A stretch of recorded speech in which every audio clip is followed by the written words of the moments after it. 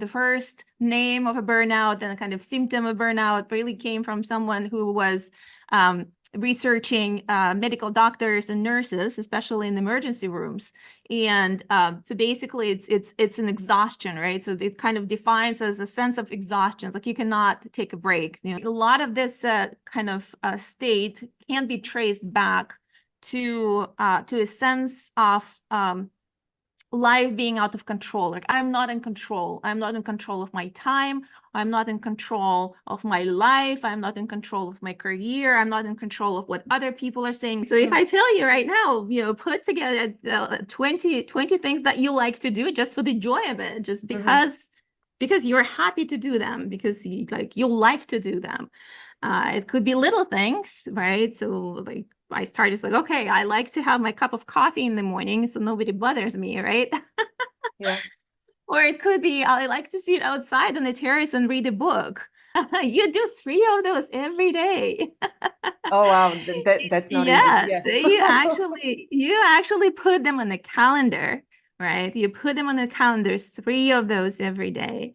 We've curated a vast network of business experts ready to address your company's most pressing challenges. From corporate growth strategy to leadership, marketing strategy, sales strategy, branding, customer relations, technology, AI, IT security, and beyond.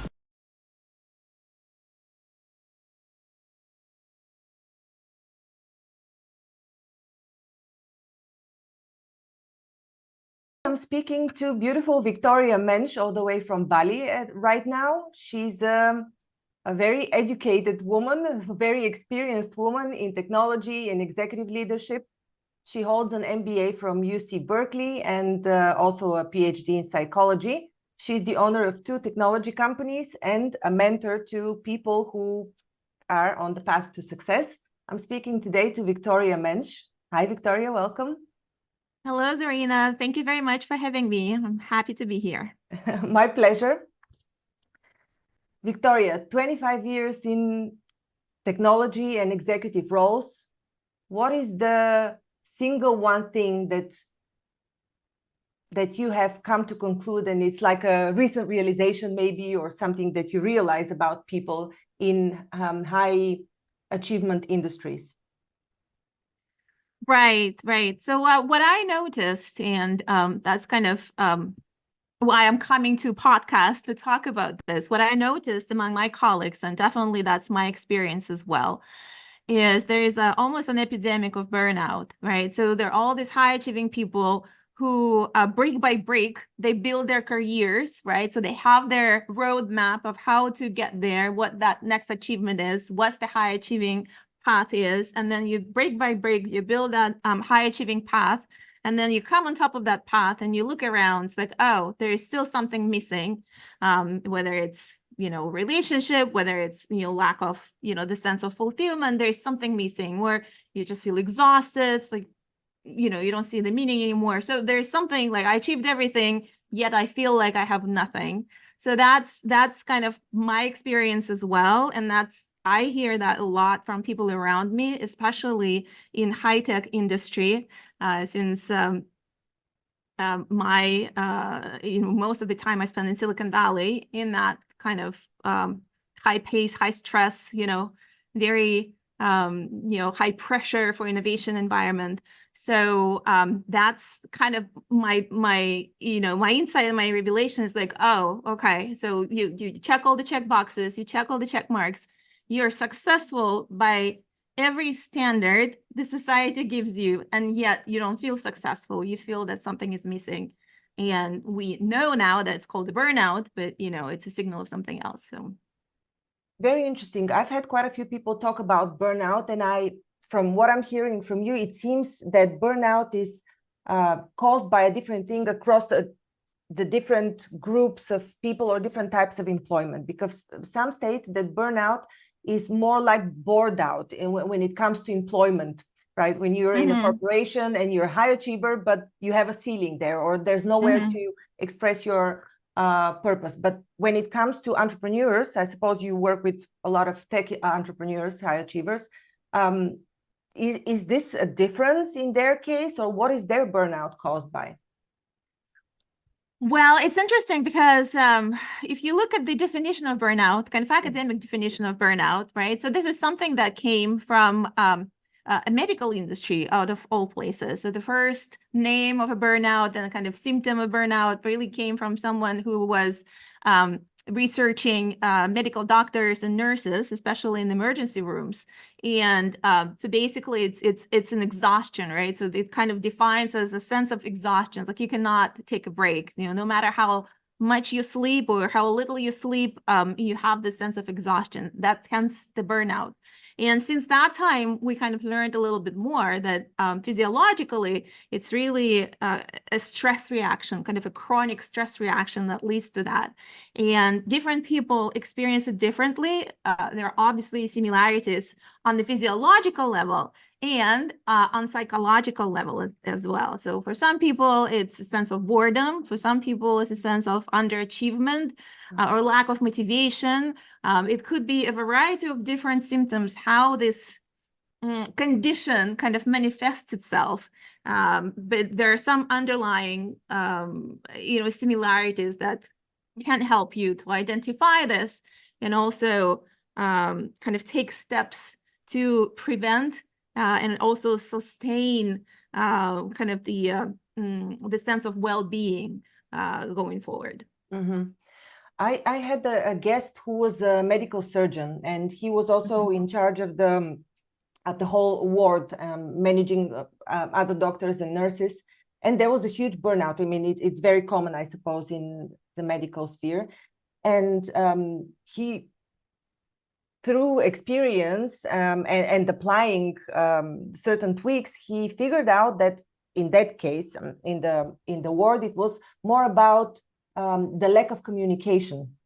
So I guess in the end, the expression of burnout is what you're describing, but the root cause could be different. It could be misunderstanding between people or pressurized by the boss or, whatever the causes are. Right. Yeah. What are the major causes that in your experience?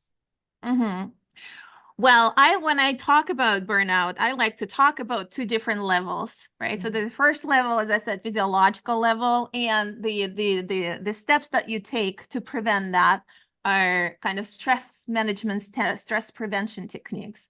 And the second level, once you manage stress physiologically, you take yourself out of the fight or flight mode into more of a rest and digest mode, right? The next step is to look at the ways how you take control over your life. What I find, within my practice is that a lot of this, kind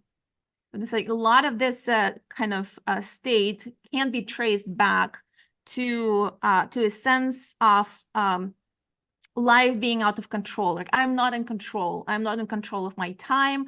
I'm not in control of my life. I'm not in control of my career. I'm not in control of what other people are saying, what the company is requiring from me, what the society is requiring me. I'm not in control. So on the personal level, right? So there is like, yes, I think that person who came to you on the podcast, it's really great that he's in that capacity at work where he actually look at this organizationally as an organization, what we can do and what changes we can do, we can implement, on the company level, on the corporate level, on the cultural level.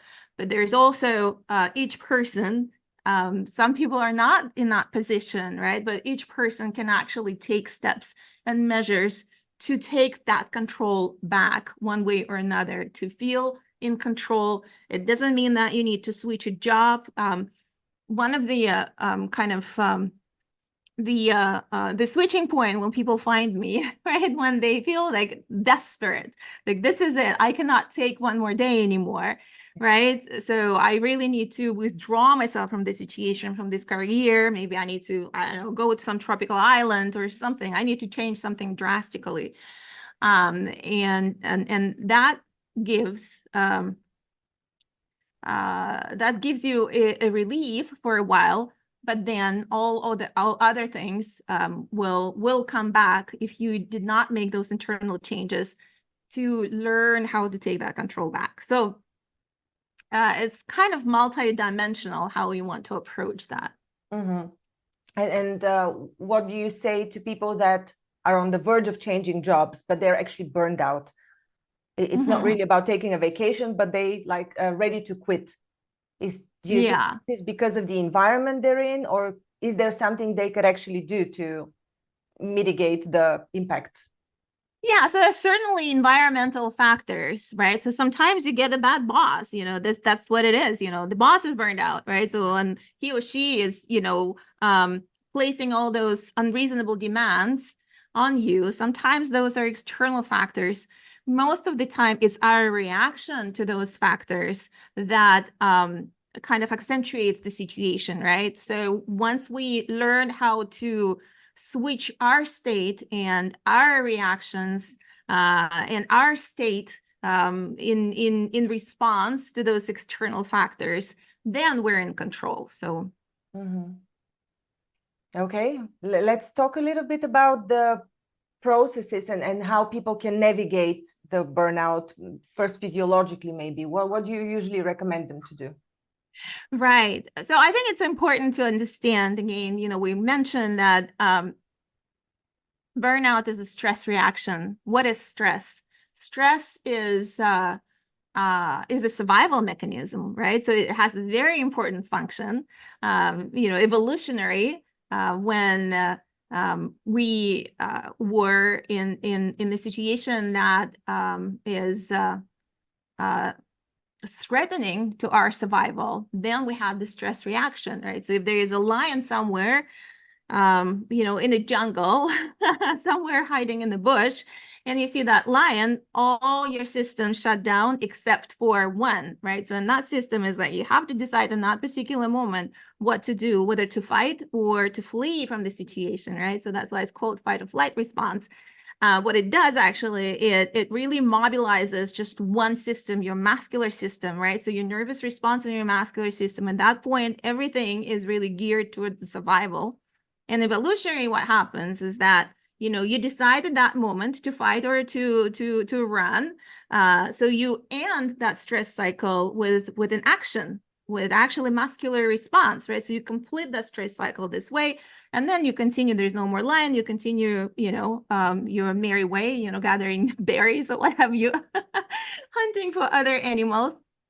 So what's going on in our modern life, right? So we kind of spread that survival threat meaning to things that are not related to survival. So it could be a bad boss, or it could be a threat of layoffs, or it could be lack of communication with your spouse, or it could be wildfires in Australia. So it could be whatever it is. Our system keeps assigning this hyper elevated stress level, threat level to those things, but there is nothing you can do about wildfires in Australia, right? So you never complete that cycle. It just accumulates and accumulates and accumulates. So on the physiological level, what I call the first state of burnout is really to complete that stress cycle, right? And there are three very kind of simple but not easy easy things that you can do. So one of those is breathing, right? So it's a breath work, and there are multiple techniques to do that. What breath really does, it connects to your mind and your body. It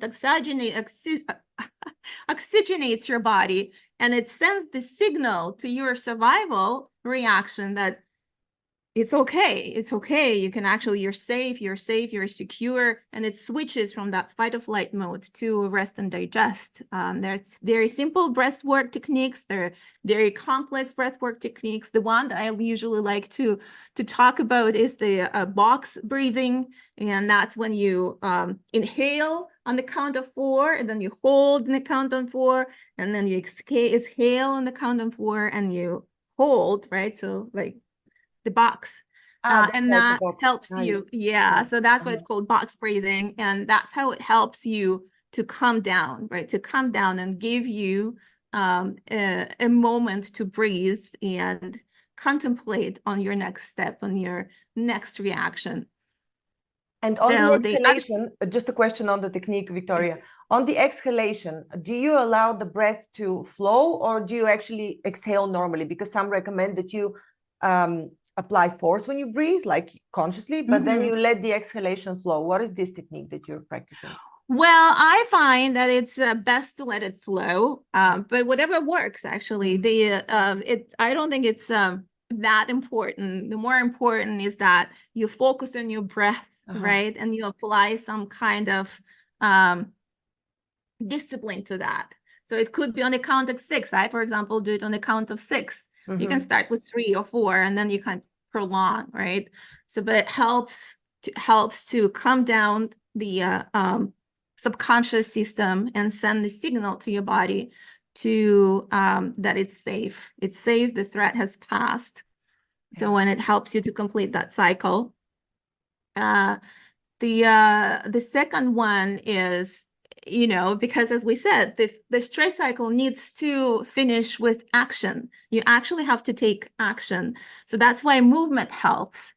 Not necessarily that you go and run a marathon. It's not that. It's really any kind of movement.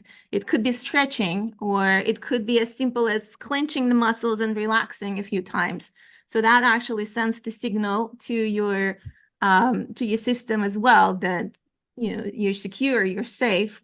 You can continue with your normal life. Like you can turn on your digestive system, you can turn on your, breathing system, you can turn on your endocrinology system, you can go into rest and digest, right? So all other systems now have a role to play.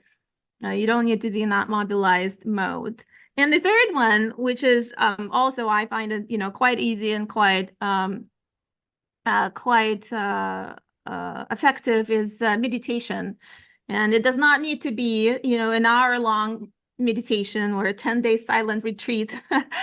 It could be, 5-10 minutes, basically, just sitting in a chair and, following your breath and calming down this way. Or there's a number of guided meditations as well. I love those, when somebody is actually talking to your ear and guiding you through the meditation. There are a lot of them out there. That's not really at the peak of the stress moment, because I found myself that whenever I am kind of let's call it stressed, I cannot meditate. I need to first be at peace in order to sit down, lay down, and exactly. But I think that breathing is probably the first, the first that you reach out to, right? So I think a lot of people actually experience stress this way, that you see that you can't really breathe freely, right? Then you actually force yourself to apply some kind of a discipline, some kind of, rigor to breathing, and follow that and focus on that. And that helps to get out of that, what is it? Reactionary mode, I would say. So that's, I think that everybody should, have this in their arsenal, one of these 3 or all of these 3, and just practice it regularly, because it does help you to just calm down your system and, bring your body, your mind, body, and spirit, bring it to the state where you actually can make a word decision, right? On what to do next and how to approach this. And apart from the physical, which is clearly very important, and it's like the basis for any further work, what are some maybe longer term steps in terms of psychology that someone can take? Right. So, and that's, to your question earlier, well, does it mean that people need to quit their jobs, right? So once you, like, if you breathe deeply, it's not going to solve your, it's not going to solve your motivation problem or your exhaustion. It's going to help you for sure. It's going to kind of take the edge off.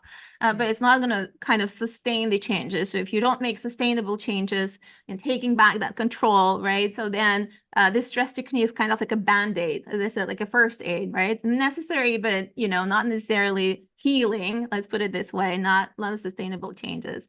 But I think what's good about burnout, if there's anything good about it, is that it is a signal, right? So it's our systems are actually,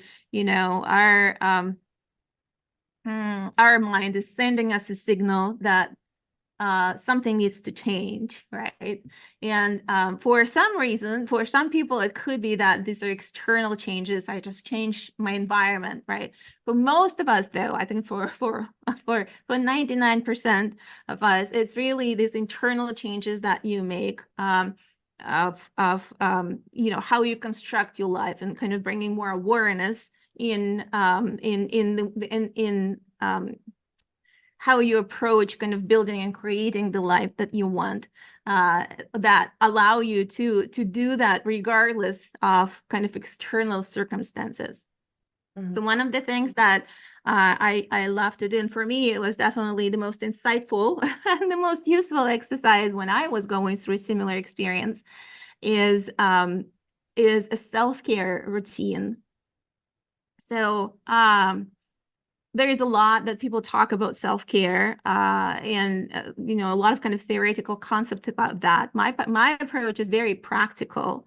So my approach is that, and I'll tell you why it is important. That's, you know, kind of the external, internal things that we're talking about. So in a lot of cases, you really cannot control much that's happening outside of you, but self-care is something that's entirely in your control. You know, that's kind of the empowering piece of that, that's how you bring control back to yourself. And that's really a practice of replenishing your energy. So the exercise that I like to do, and that brings me a lot of insights and change, you know, like literally magically change my life, is I put a list of 20 things that I like to do. Things that I like to do, not because somebody wants me to, not because they're useful, not because they'll bring me to the next level of my career or give me new skills, just because they bring me joy. And, you know, this list is different from different people, but I'll tell you my experience when I started to put this list together. And what could be easier, right? So 20 things of 20 things that I like to do. I stopped at number 3. It took me 10 days to complete this exercise because at that point, I actually forgot what I like to do. Oh my God, yeah. Right. I can understand how this can happen, yeah. Right. So if I tell you right now, you know, put together 20 things that you like to do just for the joy of it, just because you're happy to do them, because you like to do them. It could be little things, right? So like I started like, okay, I like to have my cup of coffee in the morning so nobody bothers me, right? Yeah. Or it could be I like to sit outside on the terrace and read a book. And that was it. Like, what else do I like? I don't remember anymore. I know what everybody else like around me. I know what everybody else want around me. I know what I'm supposed to do, what I need to do, what my plans are for, you know, for 3 months, 6 months in a year. What's the next big launches and what's the revenue goals for that launch, right? But I don't remember what I want to do, what I like to do. So, and then you kind of go through that. It's like, oh, I remember I like to play tennis. Oh, I remember I like to dance. Oh, I remember I like to, I don't know, get massages, whatever it is for you, right? I remember I liked yoga. I remember I hated beach volleyball, but you know, it's like, I'm not going to put that on the list. I tried and I didn't like it, but you know, things that you like to do, and you almost like sometimes that was the case for me. It's like I had to go back to when I was like 7 years old. Like, what did I like to do when I was 7 years old? Because you literally don't remember. You don't remember anymore who you are and what you want. So you put together that list, and the next step is also very simple and also not easy. You do 3 of those every day. Oh wow, that's not easy. Yeah, Yeah. you actually put them on the calendar, right? You put them on the calendars, 3 of those every day, and you track your state. And as I said, you know, some people immediately they go into resistance and say, "Well, I'm already so busy. I already, you know, don't have time to complete what I have on my list, and you want me to do what on top of that?" I said, well, that's why you have little things and you have big things, right? So that's why you have things. Well, maybe I want to, I don't know, maybe I just want to call my friend and chat for 5 minutes, you know, So everybody can find 5 minutes, or maybe I just want to go outside again, just get some sun for 5 minutes, or maybe I just want to step on the grass barefoot, things like that. It does not have to be, well, now I need to get like 6-hour massage or something, right? So you actually expand from there, and then you start tracking your state. And this is when the miracle happens. You immediately start recharging your energy, because these are the things that you like.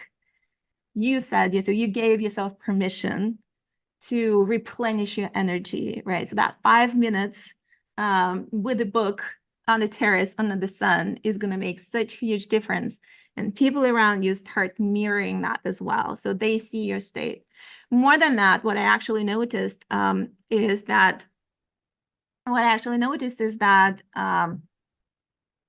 every time now when I am upset, or I'm angry, or I'm unsatisfied in some way, or somebody bothers me or something, I can always 99%, I can trace it back to whether I did my 3 self-care activity a day or not.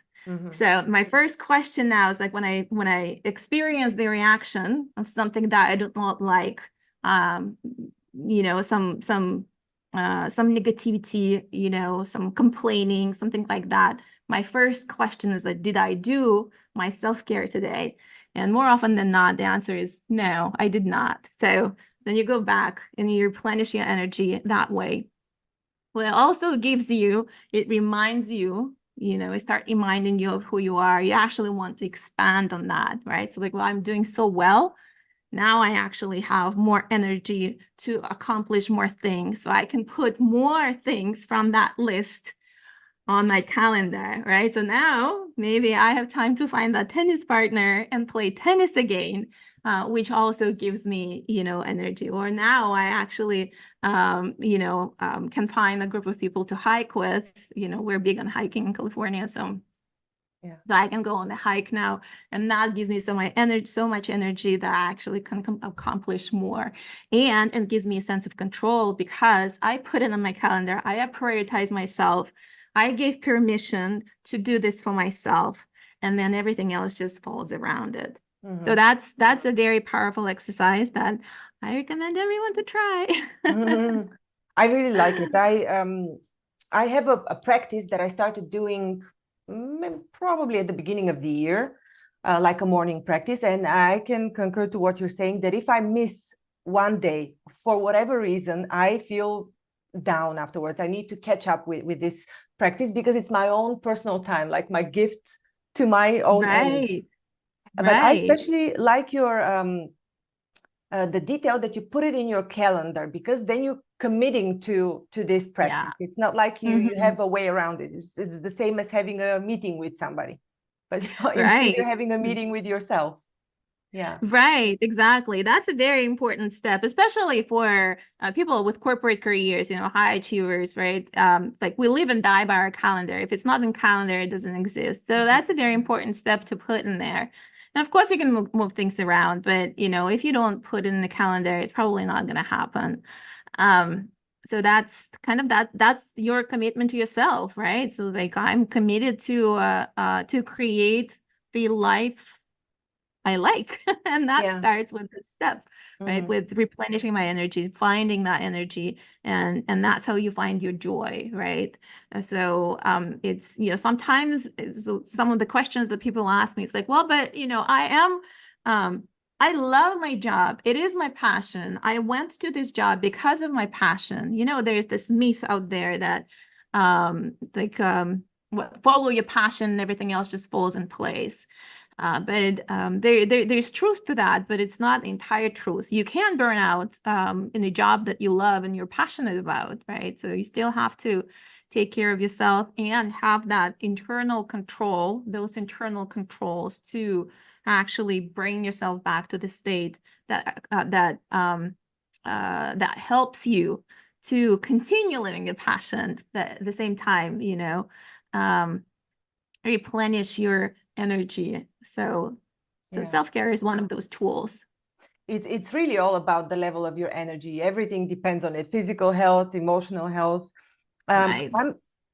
Now, this question might be a bit, it might sound a bit woo, but we started our off-record conversation with, and like you shared something that you've heard from a woman who's done an ayahuasca ceremony and she had a revelation. So my question is related more towards the natural experiences that you may have once you gain your energy. What are some things that have happened to you? Because you mentioned so many things, explainable and unexplainable, happened to me. What have you experienced when you took your energy back?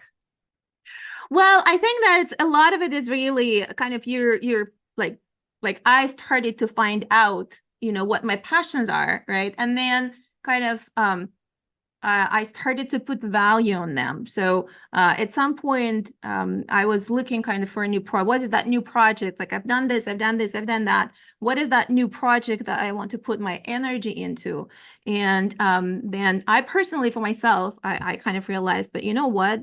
I am my project. I am a unique person, right? So, and I think that for each person, it's the same, right? So there is no one else like you, Zarina, right? So there's no other Zarina in the world. You're absolutely unique and your gifts are unique. And if you're not expressing those gifts and if you're not sharing those gifts with others, then who else is going to do that? Nobody, right? So that's, I think, one of the kind of insights that I had that that kind of goes hand in hand with that giving priority to yourself and permission to yourself to express your uniqueness, whether it has kind of assigned value to that. So to that extent, I also encourage everyone to explore each and every, creative pursuit that people have, whether you want to paint or you want to sing or you want to play, right? So there's a value in just expressing that creativity, not necessarily what outcome of that creativity is, whether,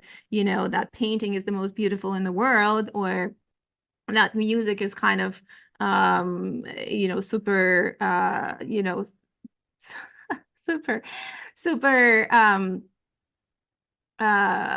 talented. It's really just the expression of it that has a value. So I think that's kind of what this is. Does that make sense? Yes, absolutely. I think my connection was unstable for a second. It makes sense, yes. And I can attest to the fact that once I started doing this practice and that's why I actually asked you whether you've experienced something in addition, because I noticed that not only was my energy higher, but without even taking any particular focus steps, I was doing my regular daily activities, I started attracting other people and circumstances. So finally, by paying more self-care, paying more attention to myself, people were noticing me more. And right, yes, not me, the ego's arena, but like how we can collect like the energy. You understand? So right, yes, I agree with you. The supernatural, it's not a supernatural thing if you think about it. It's just a natural reaction, as you mentioned, to people around you. So what I find is that people start mirroring you. So the next practice that we usually go through, these are like kind of steps, right? So the next step we usually start kind of practicing is gratitude. So what is gratitude? It's actually, if you look at this at the basic level, you make yourself notice things that you like instead of things that you do not like, right? So you look around, it's like, what do I like about this? Instead of like, what do I not like about this? What do I like about my life instead of what I do not like about my life? And then you kind of start putting these pieces together and your brain starts to be very selective in picking those things. So next thing you know, like everything around you is just a miracle, right? Oh my God, I breathe, it's a miracle. The sun is shining every day, it's a miracle, right? Somebody opened the door, it's a miracle. I have my coffee, it's a miracle. So everything around you is a miracle. And what's also happening, like people around you actually start noticing that as well, and they return that to you. So they actually tend to go into that state of gratitude. So you definitely spread it around, right? So long and behold, everybody around you is grateful as well. And it's a totally different state of mind. It's very difficult to complain, to be negative, to be a low energy. That's another kind of energy booster as well. That, oh, well, look at what happened, right? This is great. I'm really grateful for that. Well, I know a customer sent me a thank you note. It never happened before. Now it happened. Thank you very much. I'm going to return that, right? So, and there's definitely a mirroring effect from that state as well. Mm-hmm. Victoria, you do mentoring, but apart from that, you are organizing a retreat in Bali. Tell us a bit about both the mentoring and this retreat. Sounds very interesting. Yes. So my mentorship is really about that, about creating work-life harmony, right? So if you think, if you find yourself, as I said, if you find yourself on top of that ladder, it's like, oh, I have everything, and yet I feel like I have nothing, right? If you find yourself kind of in that, I don't know what's next, this is not fulfilling, I want something fulfilling, my soul is asking for something, right? So that's a good time to get a mentor, somebody who actually can to help you to figure out what is it, that life of harmony that you're looking for, how does it feel, how does it look, and then build a practice similar to what we just discussed, those tools that you built into your life that helps you to get to that life that you love living, right? So create that harmony. So that's kind of the mentorship part, and it's mostly I find that the most practical is really one-on-one work because it's so personalized. Some people they go fast on one skill and it's not that easy on the next skill, right? And it's helpful to have that, someone to share that experience and kind of, support. And then out of this work is really came that idea of a retreat, right? The retreat is an opportunity to take yourself out of the kind of everyday environment for 10 days and do this, how do I call it? Like concentrated practice, right? To figure out what is it that what is it, that life that I want, and how do I get there?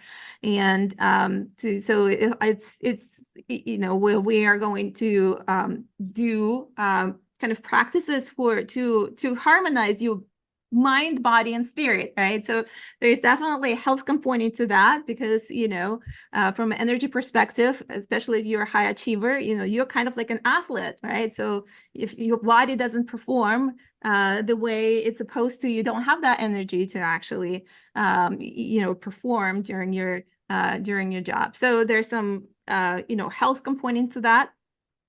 There is an intellectual component like masterminds, right?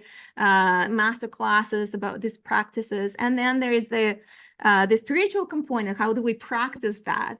So how do we practice authentic connection? How do we do, what is the energy, energy practices that we can maybe, experiment with? And it's in Bali, right? So Bali is really saturated with this energy of peace, with this unique with this really unique environment and unique energy of the place and the healing energy of the place. And we're definitely going to build on that and kind of Balinese culture. The whole Balinese culture is really about harmony between a person, a community, and the nature. So that's very conducive to this kind of work. Mm-hmm. Fantastic. How can people learn about the retreat, get a hold of you? Share your contacts, please. Right, exactly. So I can be found the retreat. I'm doing this with the collaboration with Atlantis Institute. So we have a website, atlantis.institute/retreat. The people can find the agenda for me. You can find me on LinkedIn, Victoria Mensch. And if you're interested in learning more about any of that, book an appointment. I'll be happy to answer any questions. And it would be great to see people in October in our Bali retreat. Come, Zarina, come. I'm actually thinking about it already. Yeah, Sounds really enticing. yeah, it'd be very unique. It's kind of yeah, so a lot of it is really kind of turning into this a creation mode, right? So I'm a creator of my life, like I'm in control of my life, right? So I'm a creator of my life. So whatever comes, whatever life gives me, whatever comes my way, I'll do what I want out of it. So It sounds amazing. Thank you so much for sharing all of these tips, processes. yes. What do you call them? Methods of getting out of Practices, tools, yes. practices, yes. Mm-hmm. Yeah. Thank you. These are very useful. I love the 20 things I like to do. It's a genius approach. Oh, yes. Thank you, Zarina. Thank you. Let me know how it goes. Yes. I'll start doing that. This is probably a list that I haven't done, or maybe I've done it years ago, something similar, but I like it. You can put it in your calendar. Fantastic. It's a fantastic process. Yeah. Practice. Thank you, Victoria. I enjoyed it. It was good fun talking to you and useful. I hope it was useful for everyone else listening and watching. Thank you so much for having me, Zarina. My pleasure, Victoria. Thank you for listening to Grow and Learn. We hope that you found our podcast informative, engaging, and inspiring. Our mission is to help you keep growing and learning, and we hope that our conversations and insights have provided you with practical advice and useful perspectives. If you're looking for personalized support and guidance to help you achieve your personal or professional growth objectives, I offer a range of services to help. As a trusted management partner and mentor, I work with businesses in the process of transformation, looking for new streams of business, as well as M&A. With an extensive professional network of experts and mentors, I can bring on board the right person or team based on the specific needs of the company I'm working with. To learn more about the services I offer and how I can help you achieve your goals, visit my website at growandlearn.org. You can also reach out to me via email or social media. I'd love to hear from you. And if you enjoyed this episode of Grow and Learn, please subscribe to our podcast and leave us a review. Your feedback is important to us, and it helps us to continue to create content that is relevant and valuable to our listeners. Thanks again for listening, and we look forward to sharing more insights and perspectives with you in the future.